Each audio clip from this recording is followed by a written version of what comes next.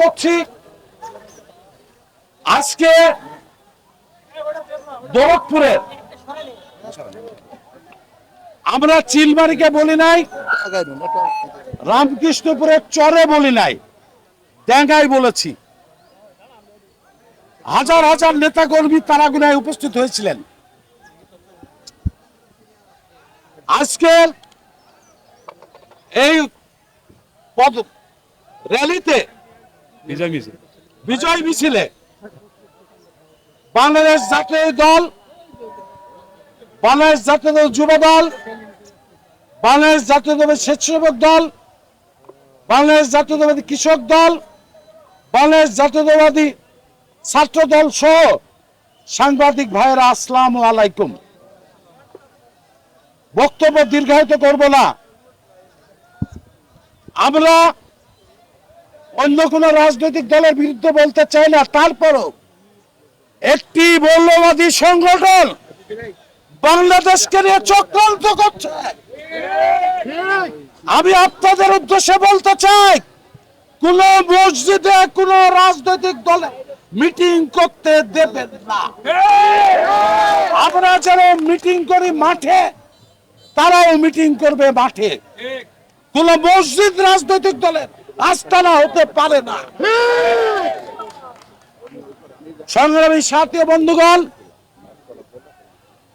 আমরা মনে করি আজকে নির্বাচনের দিন ঘোষণা করার কথা প্রধান উপদেষ্টা। আমরা আশা করব আজকে উনি নির্বাচনের তারিখ ঘোষণা করবেন। আমাদের নেতা তারেক রহমান বীরের বেশি অচিরেই বাংলাদেশে ফিরেছে, আমাদের মাঝে ফিরে আসবেন। সংগ্রামী সাথী বন্ধুগণ, তরুণ প্রজন্মের প্রায় 4 কোটি ভোটার আছে। আমি আমার নেতা তারেক রহমান গত পরশুদিন তরুণ প্রজন্মের কাছে আহ্বান জানিয়েছে, আগামী নির্বাচনে যাতে ধানের শীষে ভোট দেয়, তার জন্য আপনাদেরকে চেষ্টা করতে হবে। আরেকটি কথা স্পষ্টভাবে বলতে চাই, এখন থেকে যারা কেউ যদি চাঁদাবাজি করেন, কেউ যদি অন্যায়ভাবে কারো জমি দখল করেন, এইগুলি দৌলতপুর বিএনপি সহ্য করবে না। আমরা প্রশাসনকে জানিয়ে দেব, এরা আমাদের দলের কেউ না। তারা যদি মামলা করে, আমরা প্রশাসনকে বলবো মামলা নিয়ে তাদের বিরুদ্ধে আইনত ব্যবস্থা গ্রহণ করতে। আর কিছু কিছু এলাকায় আইন শৃঙ্খলার অবনতি আছে, বিশেষ করে ফিলিপনগর কিছু অঞ্চল, মাদাপুর, গোপালপুর, মহেশকুন্ডি অঞ্চল। আমি আমার দলের নেতাদের উদ্দেশ্যে বলতে চাই, যারা 2 নম্বরই করছে, আপনারা প্রশাসনকে গোপনে জানিয়ে দেন, প্রশাসন তাদের বিরুদ্ধে ব্যবস্থা নেবে। আমরা কোনো তদবির করব না। আপনাকে জানাই দিই গোপনে, প্রয়োজনে গোপনে আমাকে জানান, আমি প্রশাসনকে জানাবো। আর মাদকের বিরুদ্ধে জিরো টলারেন্স। মাদক যারা ব্যবসা করে, তারা যদি আমাদের দলও করে, তাদের বিরুদ্ধে আমরা ব্যবস্থা নেব।